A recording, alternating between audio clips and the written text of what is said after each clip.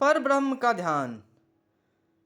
धनयानां गिरिकंदरेषु वसतां ज्योतिः परम ध्यायता मानन्दाश्रुजलं पिबन्ति शकुना निशंक केशयाः अस्माकं तु मनोरथो परचित प्रसाद वापितट क्रीड़ा कानन केली कौतुक जुषामायु परम क्षीयते। भावार्थ, हमारी गोद में बैठकर हमारी गोद में आकर बैठने वाले पक्षी, पहाड़ों की कंदराओं में रहने वाले, ब्रह्म ज्ञान का चिंतन करने वाले महात्माओं के आनंद अश्रुओं का पान करते हैं।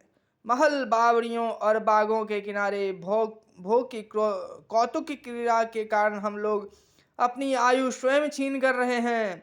हमें सांसारिक सुखों से मुंह मोड़कर पर ब्रह्म का ध्यान करना चाहिए। व्याख्या, हमारी गोद में आकर बैठने वाले पंछी, पहाड़ों की कंदराओं के महात्मा पुरुषों के ब्रह्म ज्ञान के आनंद स्वरूप निकले आंसू पीते हैं। हम हैं कि निरंतर भोगों में, महल बावड़ियों और उपवन में पड़े हैं। भोग की कौतुक क्रीड़ा के द्वारा हम अपना जीवन नष्ट कर रहे हैं। पर ब्रह्म का ध्यान कर हमारा जीवन उठे, हमें ऐसा प्रयास करना चाहिए। कितने दुख की बात है। भिक्षासनम तदपि नीर समेकवारम शय्या चह भुः परिजनो निज देह मात्रम वस्त्रम विषर्ण सतखंडमयी चौकंथा हा हा तथापि वशया न परिजंती। भावार्थ, एक बार मांग कर लाए हुई भिक्षा ही आहार है, भले ही वह रसीन हो। सोने के लिए भूमि का ही बिछौना पर्याप्त है। सेवा के लिए स्वयं अपने हाथ पैर काफी है। पहनने ओढ़ने के लिए एक ही कथरी काफी है, वह भी फटी पुरानी, कई जगह सिली। फिर भी भोग की इच्छाएं हमारा साथ नहीं छोड़ती। यह कितने दुख की बात है। व्याख्या, मांग कर लाएगी रसहीन भीख ही आहार, सोने के लिए जमीन, सेवा के लिए अपने हाथ पैर, पहनने ओढ़ने के लिए पैबंद लगी गुदरी, यही काफी है। फिर भी भोग की इच्छाएं हमारा साथ नहीं छोड़ती। यह हमारे लिए दुख की बात है। यह हमारी कैसी अज्ञानता है।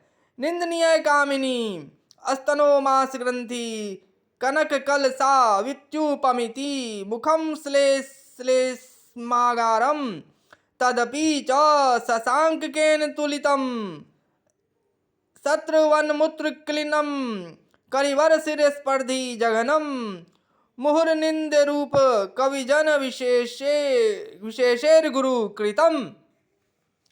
भावार्थ, स्त्री के वक्षस्थल पर रहने वाले दोनों उरोज मांस की गांठें मात्र हैं। इन्हें स्वर्ण कलश बताया गया है। मुख जो दुख थूक कफ का स्थान है, उसे चंद्रमा कहा गया है। बहने वाले मूत्र से भींगी जांघों को हाथी के मस्तक की शोभा बताया गया है। कवियों ने निंदनीय कामिनी का कैसा गौरवपूर्ण चित्रण किया है। व्याख्या, स्त्री के उरोज वास्तव में मज्जा, चर्बी, मांस की गांठें हैं, पर उन्हें सोने का कलश कहा गया है। थूक कफ का निष्कासन स्थान मुख चंद्रमा के समान बताया गया है।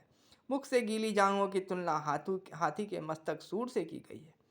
न इधर का न उधर का, एको रागिसु राजते प्रियत मादे हार्थहारी हरो निरागेशु जनो विमुक्त ललना संगोम न यस्मात्तपरः दुर्वार शभर बाण पन्न गविक्ष्य विद्ध मुग्धो जन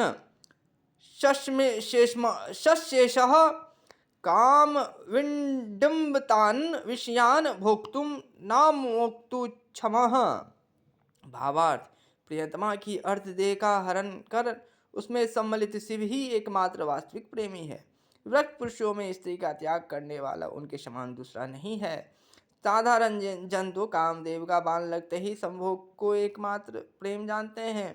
वह न स्त्री संभोग का सुख प्राप्त करता है, न ही प्रेम का। न वह अनुरागी बना, न वैरागी, न इधर का न उधर का। वह कर्तव्य ज्ञान से हीन रहता है।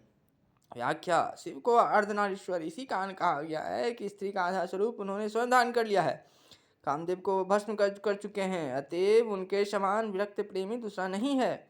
वह स्त्री को त्याग भी चुके हैं, अर्धनारीश्वर के रूप में धारण भी किए हुए हैं। पर हमारा प्रेम तो केवल संभोग तक ही सीमित है। काम वासनाएं अजानन दाहात्म्यम पततु सलभस्ति व्रद हने सौमीनाप्यो ज्ञानाद बडिशयुत मनस्नात पिशितम विजानयनंतो पयेते वहमिः विज्जाल जटिलान न मुचामः कामान गहनो मोह महिमा। भावार्थ, पतंगा जानता है कि दीपक जला देगा, फिर भी वह उसके पास जाता है। मछली जानती है कि मांस का टोरा खाने के लालच में वह कांटे में फंस जाएगी, परंतु वह फिर भी उसके पास जाती है। कान जानते हुए भी हम विपत्तियों के जाल में जानबूझकर फंसते हैं। काम वासनाओं को हम नहीं छोड़ते। अज्ञान की महिमा कितनी कठिन है, यह जानना मुश्किल है।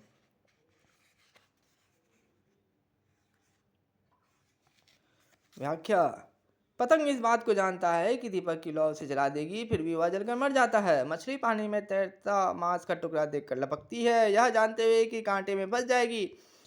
इसी प्रकार हम जानबूझकर विपत्तियों में फंसते हैं। काम वासना से कुछ प्राप्त होने वाला नहीं है, फिर भी हम डूबते हैं। अज्ञान की महिमा कैसी विचित्र है, यह जानना कितना कठिन है।